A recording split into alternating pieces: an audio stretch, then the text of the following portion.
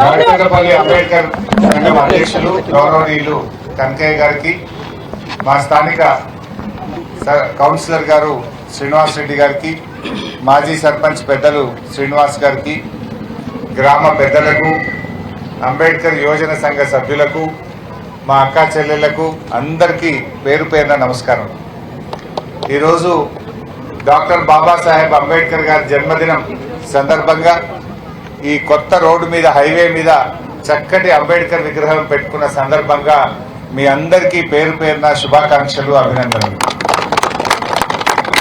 అంబేద్కర్ గారు చాలా కష్టపడి చదువుకున్నాడు.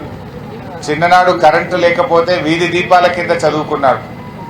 ఎంతో పేదరికం అనుభవించాడు. ఎన్నో కష్టాలు పడ్డాడు.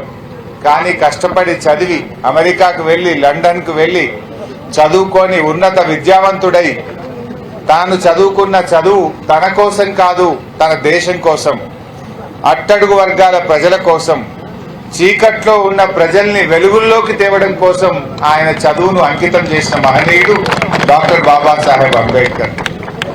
ఇవాళ అంబేద్కర్ గారు అంత గొప్పగా ముందు చూపుతో రాజ్యాంగం రాసింది కనుకనే ఇవాళ మన దేశం ఇంత బాగున్నది. అమెరికా లాంటి దేశంలో చాలా ఏళ్ల దాకా మహిళలకు ఓటక్కే లేదు. కానీ అంబేద్కర్ గారు మహిళలకు, దళితులకు, గిరిజనులకు, ఈ దేశంలో ప్రతి పౌరుడికి కూడా సమానమైన హక్కును కల్పించిండు. మనకు స్వాతంత్రాన్ని కల్పించిండు, మాట్లాడే హక్కును ఇచ్చిండు, నిరసన తెలిపే హక్కు మన రాజ్యాంగం ద్వారా మనందరికీ కూడా అంబేద్కర్ గారు అందించారు. ఇవాళ ప్రపంచంలో అతిపెద్ద ప్రజాస్వామ్య దేశం ఏదంటే అది మన భారతదేశం. ఇవాళ కాంగ్రెస్ ప్రభుత్వం అధికారంలోకి వచ్చింది. ఏం చేస్తుందో మీకే తెలుసు. దళిత బంధు కేసీఆర్ 10 లక్షలు ఇస్తే మేము 12 ఇస్తామన్నారు. 12 లేదు, 10 లేదు, మొత్తానికే బంధు పెట్టారు. దళిత బంధు ఊసే లేదు. దళితులకు మేము 5 లక్షలు కాదు, ఇల్లు కట్టుకుంటే 6 లక్షలు ఇస్తాం, ఇంకా 1 లక్ష ఎక్కువ ఇస్తాము అన్నారు.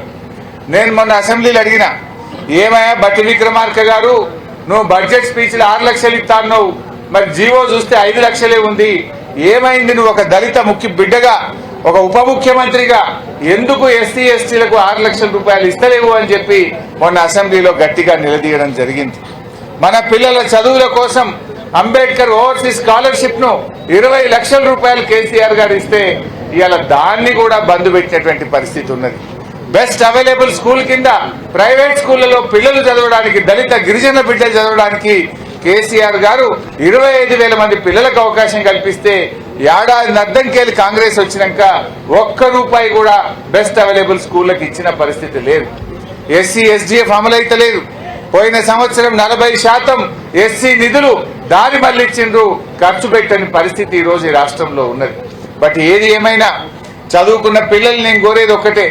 అంబేద్కర్ ఒక మాట గట్టిగా చెప్పిండు, చదవండి, బోధించండి, సమీకరించండి, పోరాడండి.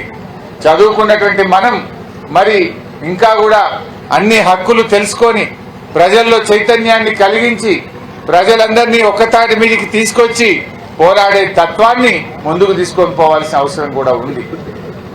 ఇలా కేసీఆర్ గారు మన సచివాలయం పేరు, హైదరాబాద్ లో మన సెక్రటరియట్ పేరే డాక్టర్ బాబాసాహెబ్ అంబేద్కర్ సచివాలయంగా పేరు పెట్టింది. ఈ దేశంలో ఏ రాష్ట్రంలో కూడా సెక్రటరియట్ పేరు అంబేద్కర్ పేరు పెట్టలే. ఒక్కడే పెట్టిండు, మన కేసీఆర్ పెట్టిండు, అంబేద్కర్ పేరు పెట్టిండు. ప్రపంచంలో అతిపెద్ద అంబేద్కర్ విగ్రహం 125 అడుగుల అంబేద్కర్ విగ్రహాన్ని మన సచివాలయం పక్కనే మన కేసీఆర్ గారు పెట్టడం జరిగింది. అట్లా అంబేద్కర్ గారి గొప్పతనం ఇవాళ అన్ని తరాలకు కూడా అందించాలి. ఈ కాంగ్రెస్ వాళ్ళు అంబేద్కర్ ను అవమానపరిచింది. అంబేద్కర్ మీద ఎలక్షన్ల పోటీకి పెట్టి అంబేద్కర్ ను ఓడించినటువంటి చరిత్ర ఈ కాంగ్రెస్ పార్టీ. కాంగ్రెస్ పార్టీ అనేక రకాలుగా అంబేద్కర్ ను అవమానించిన తన లక్ష్యం కోసం ఓపికతోని అంబేద్కర్ గారు ఆయన ముందుకు పోయిండు. కనీసం అంబేద్కర్ కు భారతరత్న అవార్డు కూడా ఇయ్యలే ఈ కాంగ్రెస్ ప్రభుత్వం. భారతరత్నకు అసలైన అర్హుడు మన అంబేద్కర్. కానీ 1990లో విపి సింగ్ గారు ప్రధానమంత్రి అయినప్పుడు అంబేద్కర్ గారికి భారతరత్న ఇచ్చి గౌరవించుకోవడం జరిగింది. కాంగ్రెస్ పార్టీ కనీసం ఆయనకు భారతరత్న కూడా ఇవ్వకుండా అంబేద్కర్ ను చిన్న చూపు చూసినటువంటి పార్టీ కాంగ్రెస్ పార్టీ.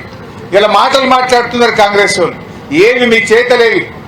ఎక్కడ ఏడాది అర్థంలో ఈ రాష్ట్రంలో ఒక్క దళితుడికైనా ఒక్క రూపాయి కాంగ్రెస్ ప్రభుత్వం వచ్చినాక సాయం చేసిందా అని నేను అడుగుతా ఉన్నా. ఏ ఒక్క దళితుడినైనా విదేశాలకు పంపించారా అని నేను అడుగుతా ఉన్నా. ఏ ఒక్క దళితుడికైనా దళిత బంధు పథకం వర్తింపజేశారా అని నేను అడుగుతా ఉన్నా.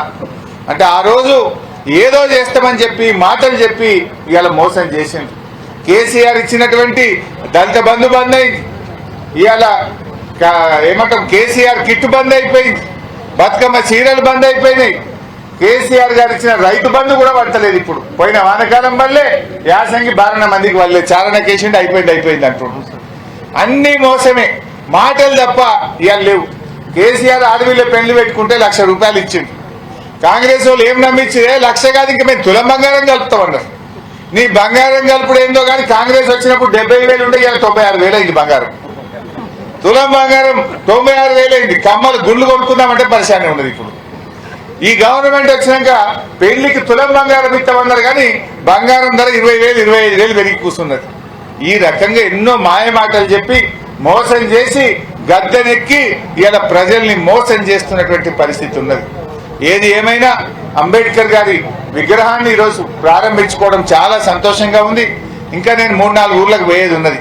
ఇబ్రాహీం నగర్ పోవాలి, పెద్దకోడూరు పోవాలి, గజ్వేల్ దగ్గర గిరిపల్లి పోవాలి. ఆడ కూడా చాలా మంది ఎదురు చూస్తున్నారు. దయచేసి మీరు అందరు కూడా ఏమనుకోవద్దు.